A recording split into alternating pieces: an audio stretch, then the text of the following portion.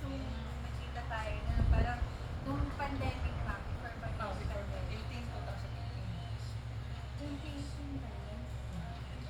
Hindi parang, Or, before pandemic is 2020, siguro parang ano, kasi hindi ako nagtagal, hindi parang, as anak, either 2018 or 2019. Kaya naman.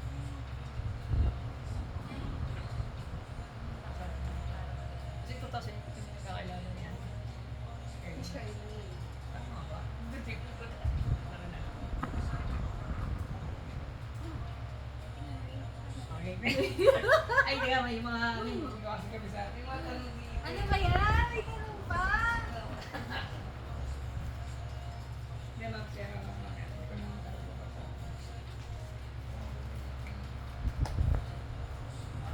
So, naghanda pa siya guys sa mga tanong para sa akin. Ginakabahan tuloy ako. Kung mga tanong na mo yan. Kung magkakaroon ka ng kaso. Ay, ganun pa. Uwi na nga tayo. Ito lang. Okay, game. Sige, introduce mo naman yung sarili. Ako nga po pala si Samia from San Rafael, Bulacan. Talyado pa yan. Okay, patak. Tama naman po sa yan. Okay. Siyempre hindi naman papakilala. Pakilala ka. Ikaw yung host eh. Ako si Rix.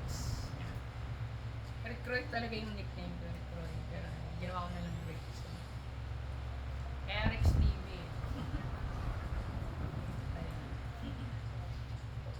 Sexy muna na nga natin. Ano ba pangalan mo nito? Samiyan, di ba? Samiyan. Pero, yun talaga nickname. Okay, Ano, Sam pa Sam. na. Sam talaga. Sam, yes. Nanggaling yung nickname ko na Sam kasi before sa Pure Gold may kapangalan ako. So ang ginawa nila, imbis na Mia, ang ginawa, kasi yung pinaka-boss ko kasi before sa SM, Ay, work ko lang. ako sa SM. So anong nangyari, kaya naging Sam yung tawag sa akin kasi yung pinaka-manager na pinagtatrabaho ko before is Sam yung pangalan. Ay ano, Mia. So ang ginawa, ang tawag sa akin is Sam na lang. Kaya ikaw pala naging nag-adjust. Sam. At pero before talaga, since nung bata ako, talagang yung nickname ko talaga is Mia. Yes. So, kaya akala nila, kaya Sam yung nickname ko kasi ang pangalan ko ay Samania.